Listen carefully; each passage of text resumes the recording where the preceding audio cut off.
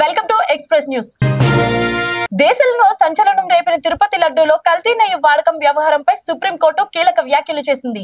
BJP నేత సుబ్రహ్మణ్య స్వామి దాఖలు చేసిన పిటిషన్ మీద విచారణ జరిపిన సుప్రీంకోర్టు రాష్ట్ర ప్రభుత్వానికి ప్రశ్నల వర్షం కురిపించింది. అలాగే కల్తీ జరిగిందో లేదో తెలియకుండా సీఎం ఎలా ప్రకటన చేస్తారంటూ సర్వోన్నత న్యాయస్థానం ఆగ్రహం వ్యక్తం చేసింది. అలాగే సిట్ దర్యాప్తు పైన అనుమానాలు వ్యక్తం చేసిన సుప్రీంకోర్టు ధర్మాసనం స్వతంత్ర సంస్థ దర్యాప్తు అవసరమా అంటూ కేంద్ర ప్రభుత్వాన్ని అడిగింది. ప్రస్తుతం దేశవ్యాప్తంగా చాలా రాష్ట్రాల్లో బుల్డోజర్ కూల్చివేతలు జరుగుతున్నాయి. ఇప్పటికే పలు రాష్ట్రాలకు చెందిన బాధితులు సుప్రీంకోర్టుకు వెళ్లి తమ బాధలు చెప్పుకున్నారు.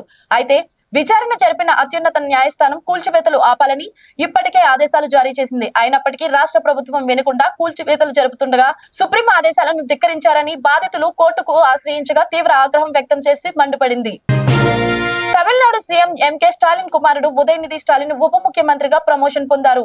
2019లో రాజకీయాల్లోకి అడుగుపెట్టి 2021 అసెంబ్లీ ఎన్నికల్లో పోటీ చేసి గెలిచి 2022లో చివరిలో మంత్రిగా బాధ్యతలు చేపట్టిన ఉదయనిధి తండ్రి అండతో వేగంగా మెట్లు ఎక్కుతూ డిప్యూటీ సీఎం స్థాయికి చేరుకున్నారు. పార్టీ ప్రభుత్వంలో ఆయన నెంబర్ 2 గా ఎదిగారు. తన తండ్రి స్టాలిన్ తో పోలిస్తే ఉదయనిధి రాజకీయ ప్రస్థానం పూర్తి భిన్నంగా సాగిందని చెప్పవచ్చు. కాంగ్రెస్ జాతీయ అధ్యక్షుడు మల్లికార్జున్ ఖార్గే పై కేంద్ర హోంమంత్రి అమిత్ షా మండిపడ్డారు. ఖార్గే కూడా కాంగ్రెస్ నేతల మాదిరిగా మాట్లాడుతున్నారని ఆగ్రహం వ్యక్తం చేశారు. ప్రధాని మోదీ అంటే కాంగ్రెస్ నేతలకు వెన్నులో వణుకని దుయ్యబట్టారు. నరేంద్ర మోదీని గద్దె దించే వరకు చనిపోనని ఖార్గే అన్నారు. ఆయన వ్యాఖ్యలను బీజేపీ నేతలు తప్పుపట్టారు.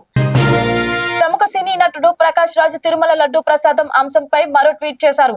AP CM Chandrababu deputy CM Pawan Kalyan ను ఉద్దేశించి ఆయన ట్వీట్ చేశారు. శ్రీవారి లడ్డూ ప్రసాదం కల్తీ ఘటనపై ఈ రోజు సుప్రీంకోర్టు కీలక వ్యాఖ్యలు చేసింది. ఇందుకు సంబంధించిన సమాచార క్లిప్పింగ్ ను ప్రకాష్ రాజ్ ట్వీట్ చేస్తూ దేవుణ్ణి రాజకీయాల్లోకి లాగకండి అని సుప్రీంకోర్టు చేసిన వ్యాఖ్యలను ప్రస్తావించారు. కాన్పూర్ టెస్ట్ లో ఇప్పటికే 2.5 రోజుల ఆట వర్షం కారణంగా తుడిచిపెట్టుకుపోయిన నేపథ్యంలో టీమిండియా కెప్టెన్ రోహిత్ శర్మ సాహసోపేత నిర్ణయం తీసుకున్నాడు. ఇవాళ ఆటకు 4 రోజులు కాగా 285-9 స్కోర్ వద్ద టీమిండియా తొలి ఇన్నింగ్స్ ను డిక్లేర్ చేశాడు. తద్వారా టీమిండియాకు 52 పరుగుల స్వల్ప ఆధిక్యం దక్కింది.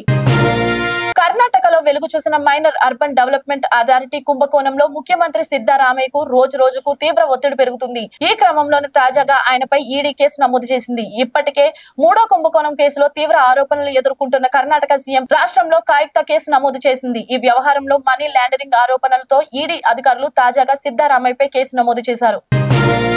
అమెరికాకు వెళ్లే భారతీయులకు జో బైడెన్ సర్కార్ శుభవార్త చెప్పింది.